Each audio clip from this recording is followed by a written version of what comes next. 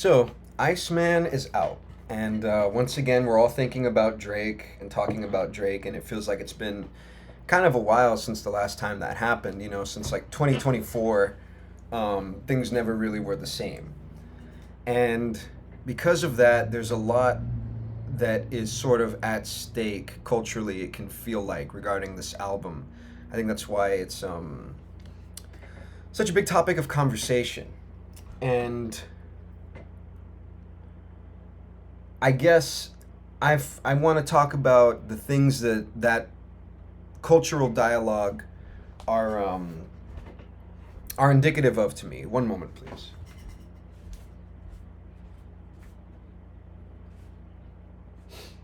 Okay, no edits, no cuts. Sorry, just had to do something real quick. Um, so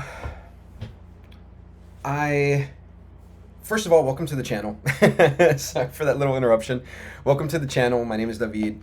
If you've never seen these before, this is something of a video diary, improvisational essay type experimental project thing that I got going on. In short, it's some fucking vlogs, like whatever.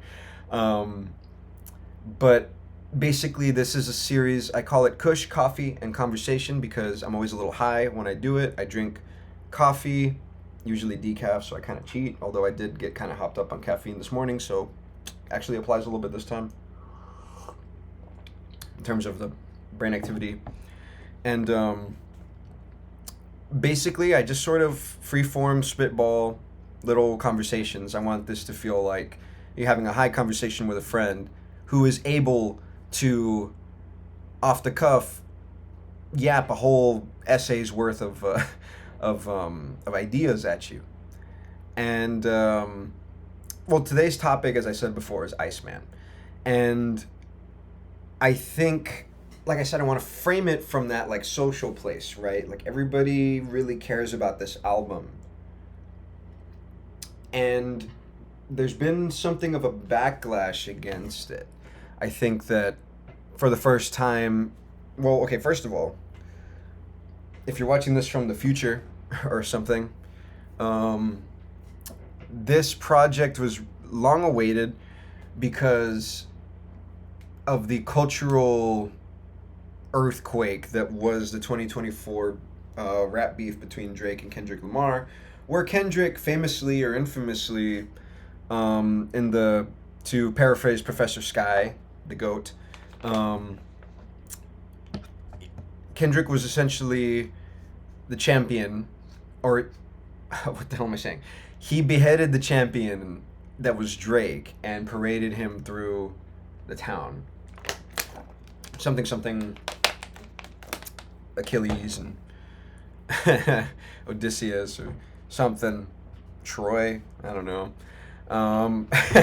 Goes to show how big a fan I am. But I do enjoy breaking things down into those very, like, I don't know, storyteller type, like, framings, right? And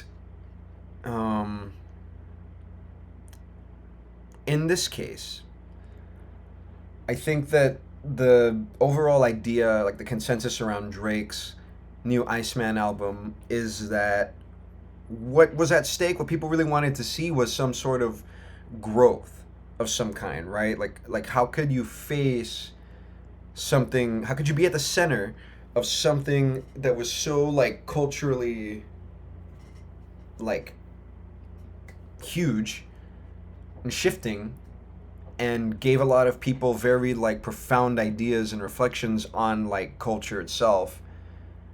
You're the defeated villain in that story, and it is as black and white as something in today's society could possibly be, especially being that we live in a very scattered society in terms of perspective and narrative. So to be like mostly unified on something as like the villain and the loser is like, that perspective is like the only thing that could like bring you back to life, right? And everybody's viewpoint is to like be transparent about it. But that's not what Drake did ultimately.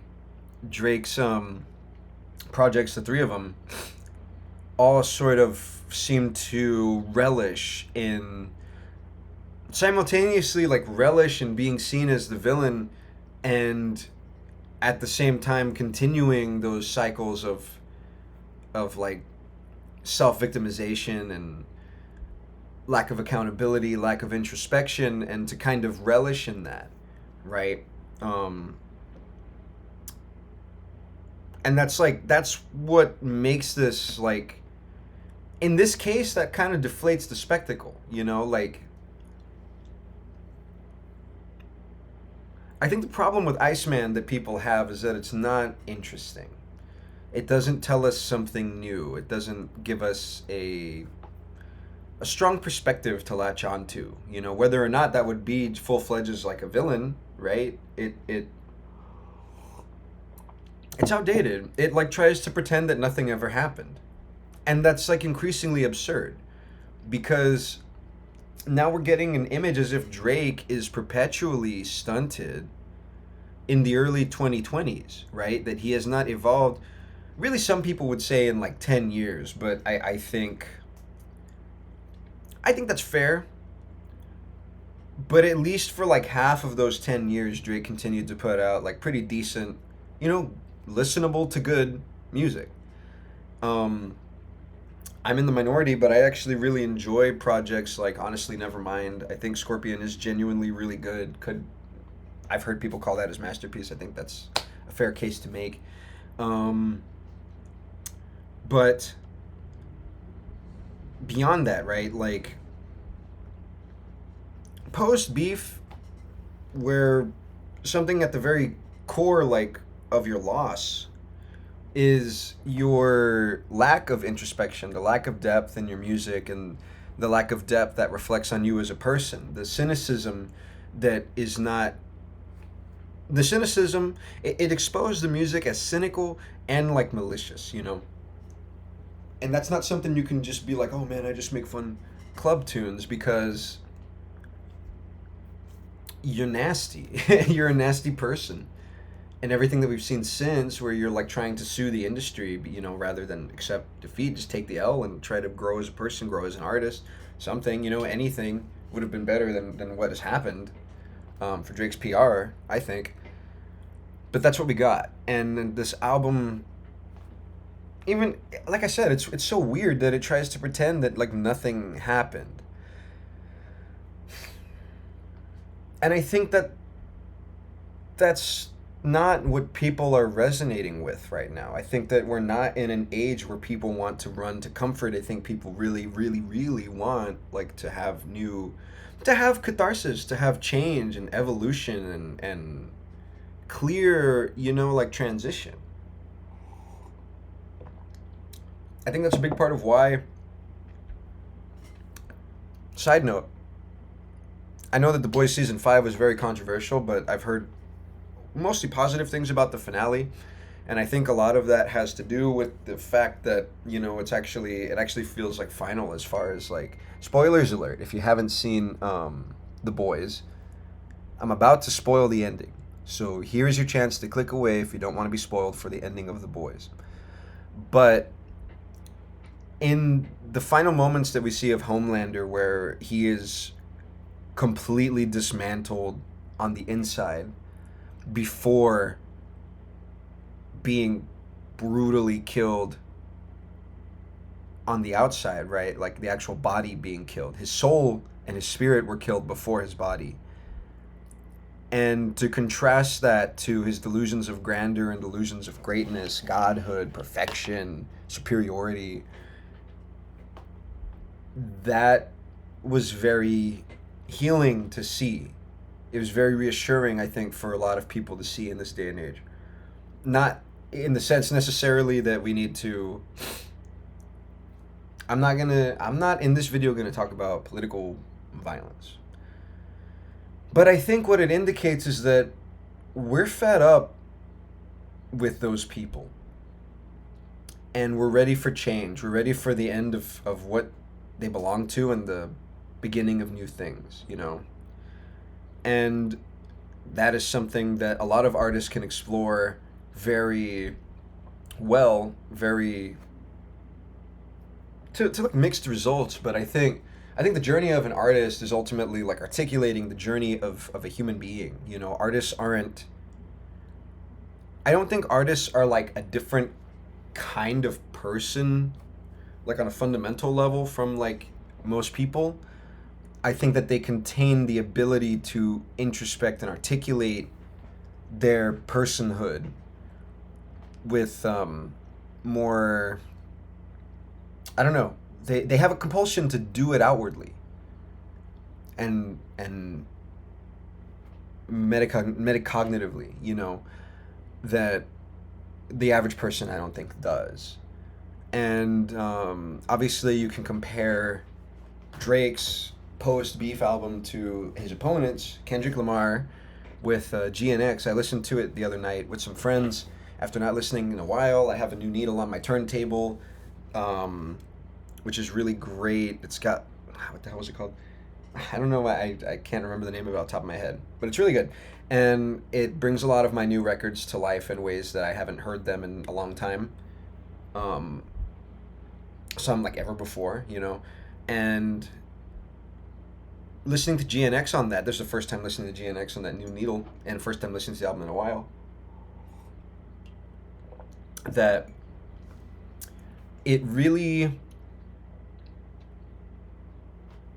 Iceman having come out a few days before that, um, or a week before that, actually, it, wait, how long has Iceman been out? Whatever. I heard Iceman first, right? And then I heard GNX, and the contrast was really strong. And I think that's because in this album, Kendrick, and with every album, right, he's one of these artists that has eras.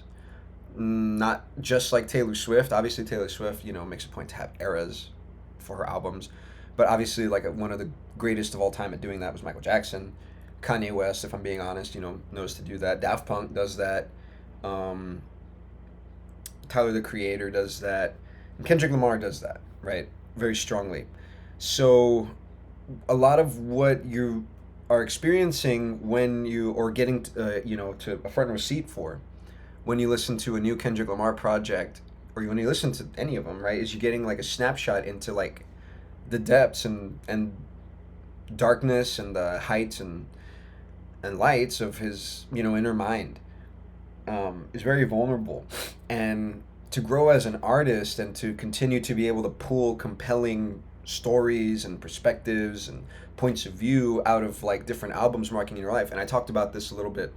I made some mention of this in my previous video about Michael Jackson, but I think that, you know, like it just goes to show that as you grow as a person, the more you embrace that, um, and try to like be thoughtful and intentional about it as an artist, or as anybody though, it really is good for you to always be thoughtful about where you're at in life and what you're doing.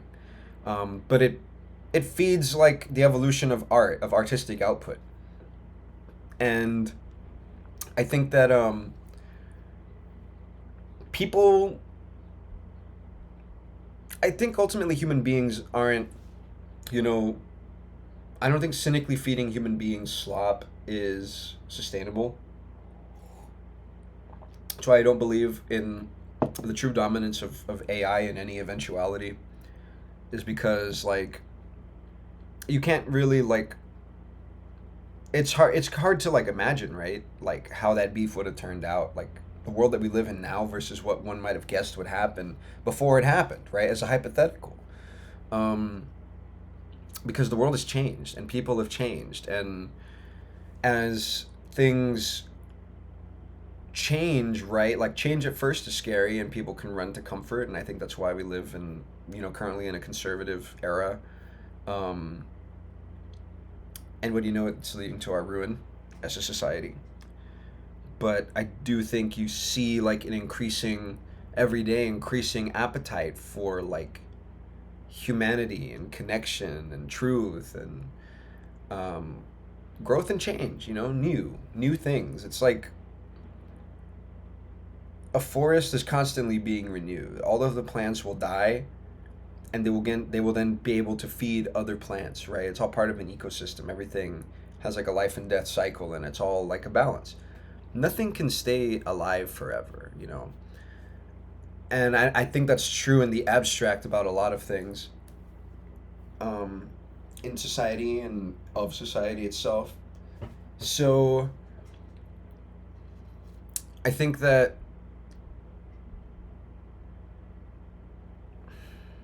again, I don't write these beforehand, so bear with me as I gather thoughts on what the next thing I need to say is. Although I did take notes this time, because I'm trying to get better about just posting, just posting something.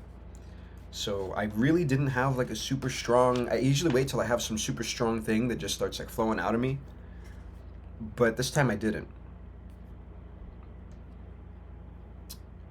Okay, I could talk about that.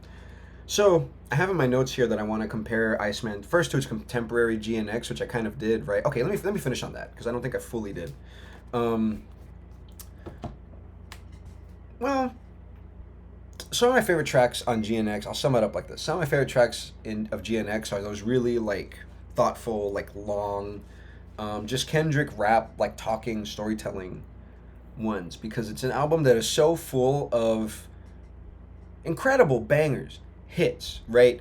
It's sort of simplistic and minimalist as an album in terms of what we expect from Kendrick, with these very like um, complex, cinematic like song structures and arrangements, right?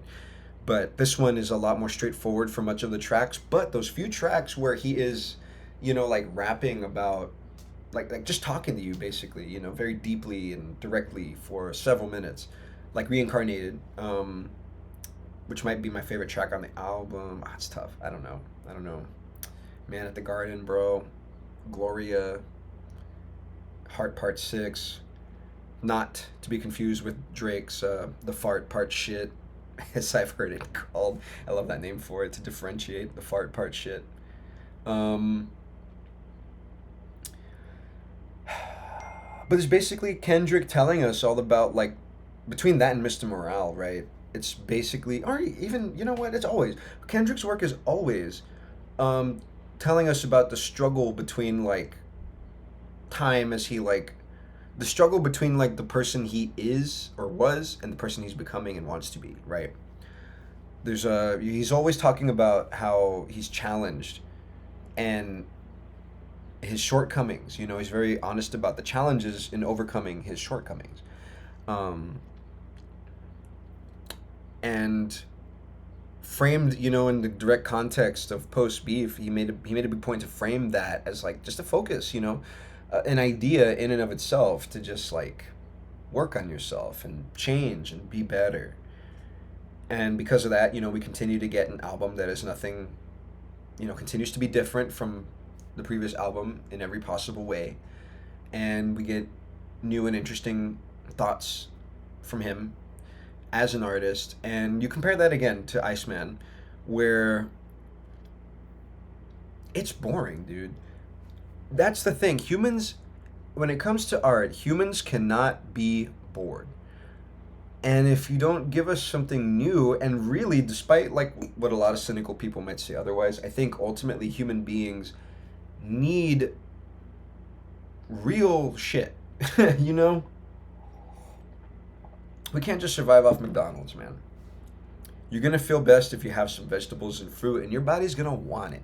You're gonna crave fruits and vegetables. If you really listen to your body, you will. And speaking of which, I think I want an apple after this video. But anyway, now what I had next was like, after comparing Drake to the contemporaries, because I always try to, like I said, I want to get this to a point of improving essays, right, from the top of my noggin. This isn't quite, I'm cheating a little bit, but you know what I mean. Better than not posting. Better than not posting, and better than posting bullshit. Well, you know what? I don't need to. I had on my notes to compare, to continue going off of my Michael Jackson video from last time. I was like, I could compare it to. Well, okay, what I had here was to compare it to traditions, right? And I think that Drake's music in general, Iceman, whatever, like any album of his, really. I'm talking very broadly. His traditions are hip hop tradition and pop tradition. And he's sort of a synthesis of them in a way that has been more sustainable than anything like else before. So but I don't really feel the need to get like all into that. I was going to talk about Mad Villainy, and I was going to talk about some more of Michael Jackson's old stuff with Quincy Jones. I guess just to do service to the fact that I wrote it and seemed to think it would be good to include. Um,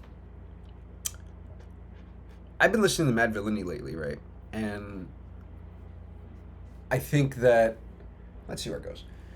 I think the way that I make my music, if anyone ever, like if you've ever heard my music, um, my style of music is very, very sample based. And when I make it, totally by myself, because that's pretty much all I have the means to do, and I have like a decade of experience doing that. At this point, yeah, I've been making music for like 10 years. Um, wow. Um,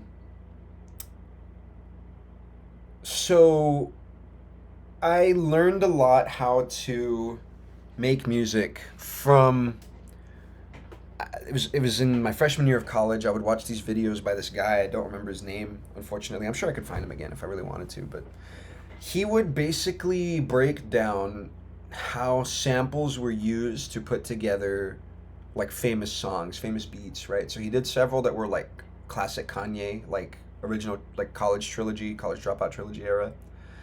Um and I basically learned to sample by copying, like step by step. He would chop up a song and place it, and I would go on my own timeline and do it at the same time, just to get like just to do like the rote activity of like putting it together and seeing like how it was done. And I think that like really taught me. That was like my foundation beyond piano, because I also play piano. But that was like a very foundational part of like my skill building and making music. So obviously I've been going through. I owe a lot to Kanye West as a result of that, and obviously I've been going through sort of a moral quandary and general frustration with Kanye West in recent times. So I have thought I'm also a bit of a hip hop head. I know a lot about hip hop, relative to the average person, at least. I'm not saying I'm like an walking encyclopedia or anything, but I know that Kanye sort of his contemporaries in production from the same like school of the underground that he comes from are people like Madlib, people like Jay Dilla, people like maybe Jay Electronica. Um, thinking of somebody else. I can't think of who else I'm thinking about right now, but um,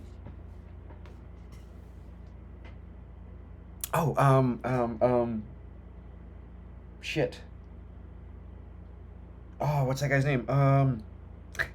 The one that Kanye left, like he abandoned like for Jay-Z. Oh, what the hell is that guy's name? Fucking, I'm at my computer. I'm looking it up.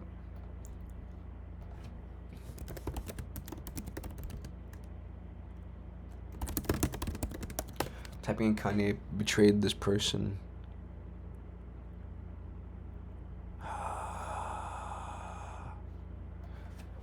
Who did Kanye West betray? If I don't find it, fuck it.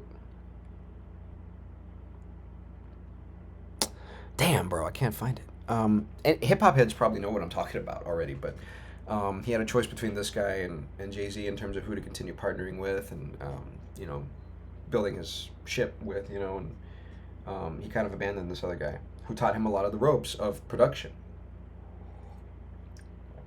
But that style, I know I if I could think of the name, I know there's actually quite a few songs I like from this guy, even though I've never deep dived him or anything. Um,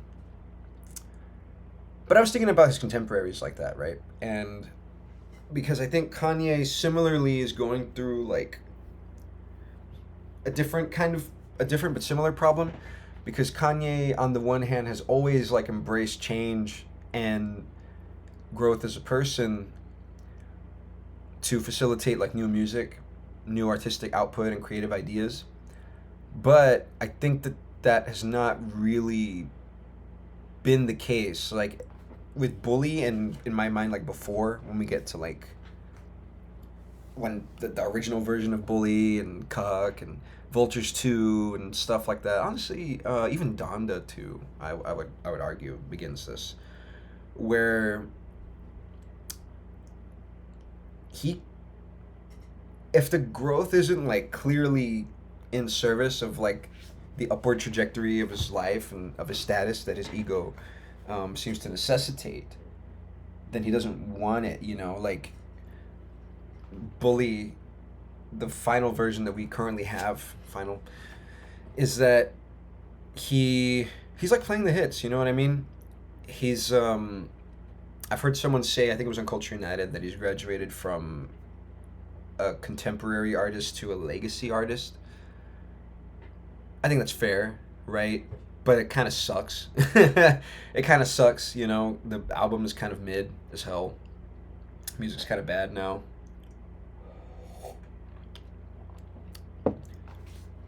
And then just morally, like, I don't want to support him. I don't think he's doing the inner work as a person where I want to support him. So I'm going back to some of his contemporaries, like those other guys I mentioned, and one of the albums that I started really getting into kind of recently is Mad Villainy by MF Doom, the Madlib MF Doom collab. Or I guess technically their duo is called Mad Villain. And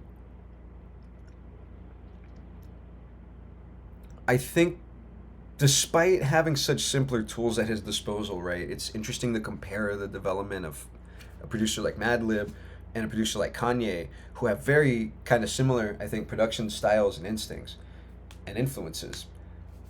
And to see like Kanye, he took like their style originally and kind of elevated it. He made it bigger. He made it more like pop. He made it more like songwriting than just like beat making in a derogatory way.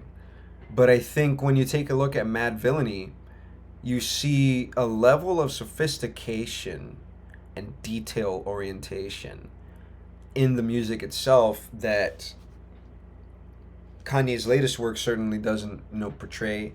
And I don't think that his actual beat making element of his arranging and songwriting and production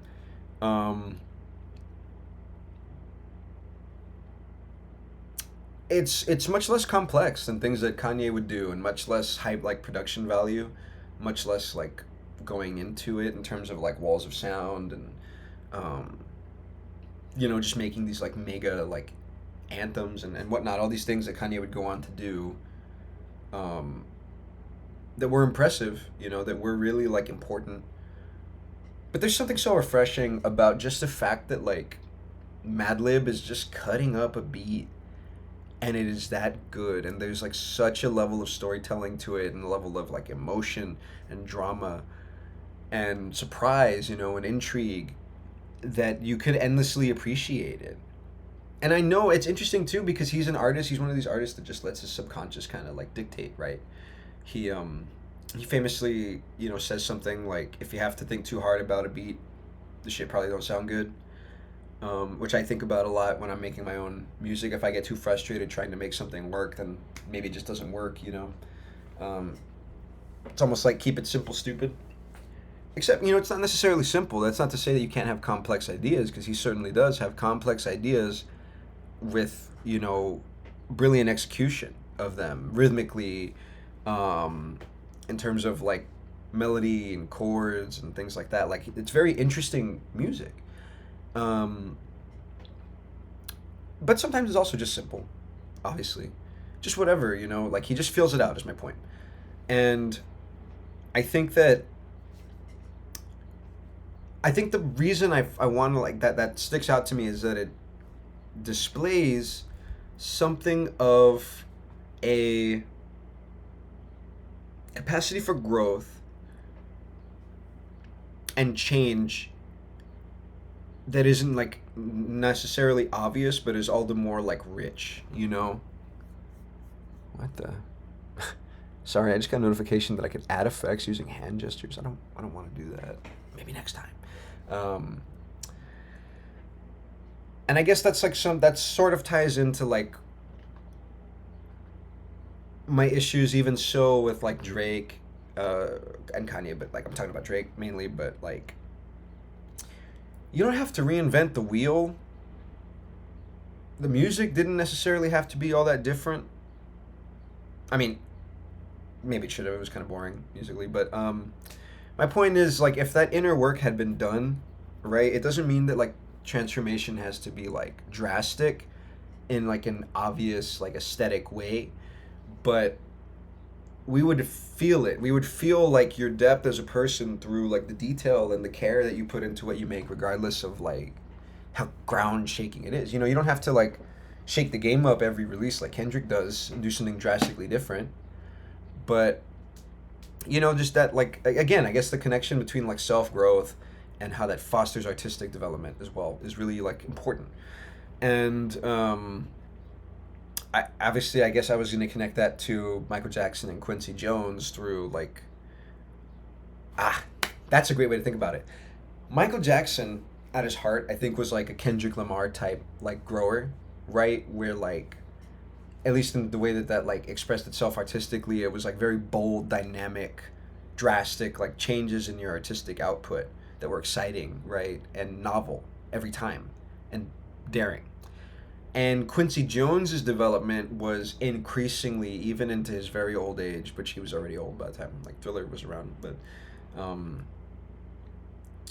Quincy Jones comes from like old jazz, 20th century like guys, you know, and I think his attention to detail, he was like the Mad Lib type more, where like his level of like execution and skills that he's like acquired technically through his career like allows such a depth and a richness of like the expression without like reinventing the wheel, like kind of almost being like a traditionalist in a way, you know, but just really exploring like what that can do, you know, and not it feeling like a constraint, but accessing things as like a library of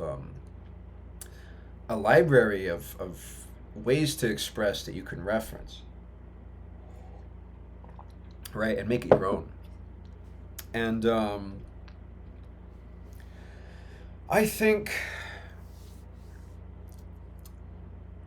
like I said, I think we live in a time right now where people really want that, and that energy is sort of like going through the world. I always try to wear something a little relevant, so I'll explain. I'm wearing my San Antonio jersey, Wimby #1. Let's go. Um, as of the making of this video, the Spurs won last night against the Thunder after a devastating loss a few nights before. But the Spurs, if you're from San Antonio, you know that the Spurs have like a very storied history with like the culture of the city. It's very intertwined with like our culture, the Spurs. And when I was a kid, I couldn't fully appreciate it at the time. You know, I took it for granted, and it's still hard to imagine like a world otherwise, right? But I grew up in what is generally considered as of right now to be the golden age of the Spurs as a dynasty. I was born the year before Tim Duncan joined. I'm pretty sure. And about the time I hit adulthood was when they won their final like championship against the Heat, against LeBron in 2014. And they had five right throughout my life. So by the time I was 18, 17 really, um, the Spurs had five championships. That's kind of a lot, you know. That's like that averages one every 3 years that I was alive, more or less. Every 4 years, something like that. Give or take 3.5, whatever. But um, that's tough, right? Like San Antonio is a place that growth is really, really tough and really, really uncomfortable. And you see that like in the culture, in the way that the city is run, like in a municipal sense, and you see it in the people. That there's a lot of pushback against growth and change and pushing yourself and developing in good ways, you know, in thoughtful like ways for longevity, long like prolonged success. Um, so it meant a lot to the city that something like the Spurs could be so good when there really like isn't a whole lot else going like for our city.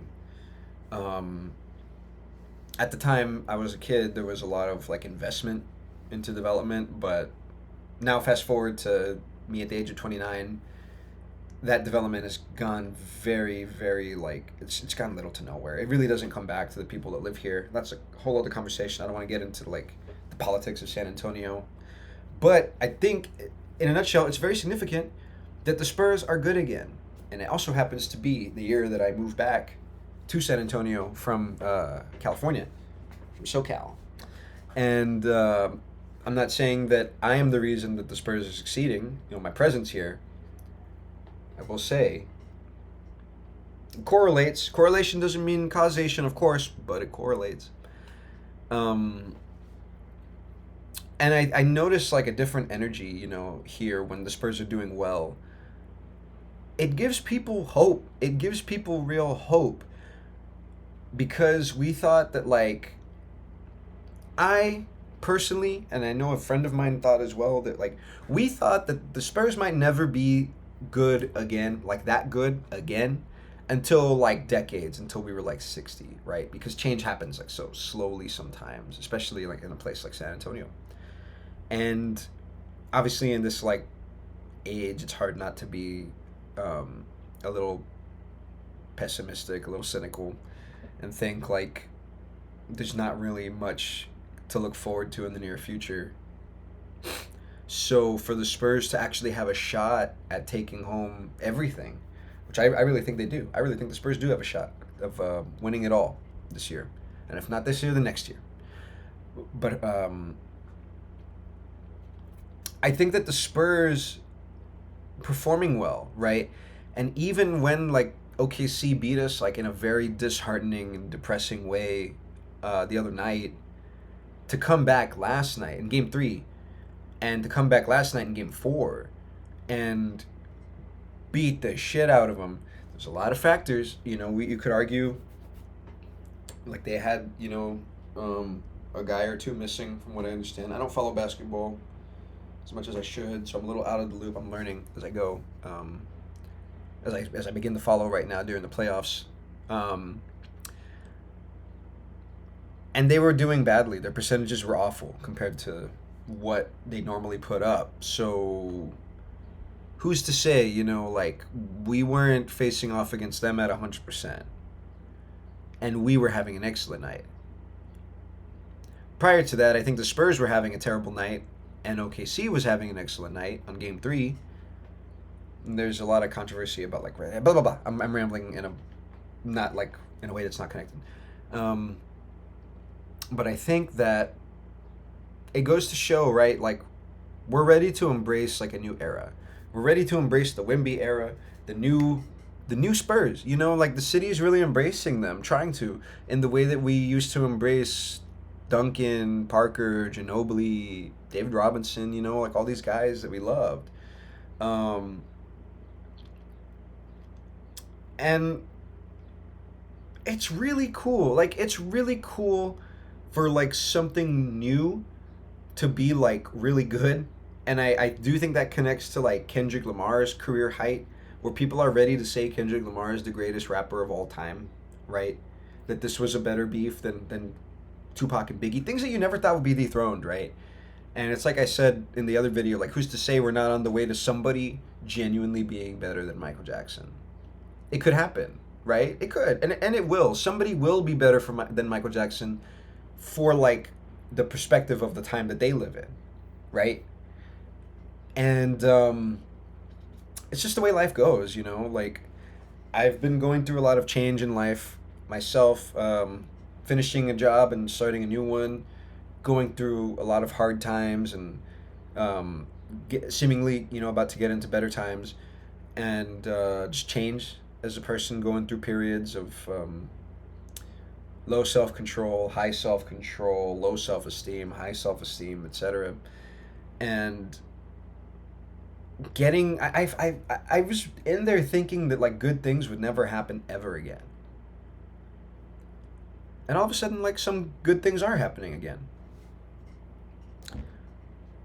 And I think key to that is embracing change, embracing growth and development, and looking inward. Good things can happen if you do that. And you have to be in tune with reality for that too.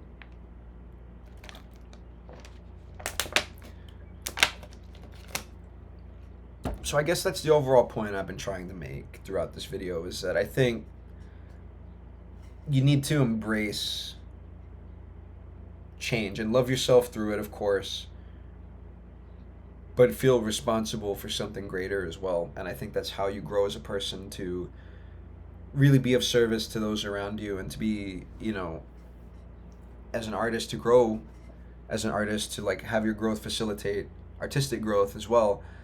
And it's better for everybody. People have been in a state of stasis, a negative stasis. Like, all of society, it feels, has been in a negative stasis for like 8 years or something, and I think we're just fucking sick of it. I don't know. I think we're ready for the change, man.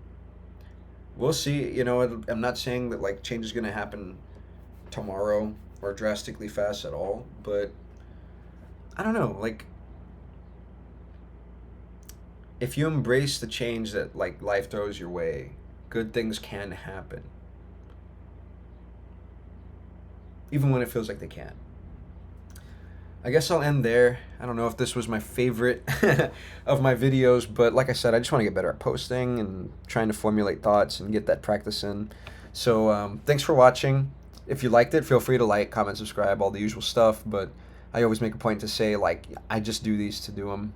I am not looking for these to hit or go viral or anything like that. Because I just want to put, like, messy human output into the ether, because I think it needs to be there. It needs representation. So I'm trying to do my part. And it's just fun. It's fun to me. It's enjoyable. Gets thoughts out. All right. Thank you so much for watching, and take care.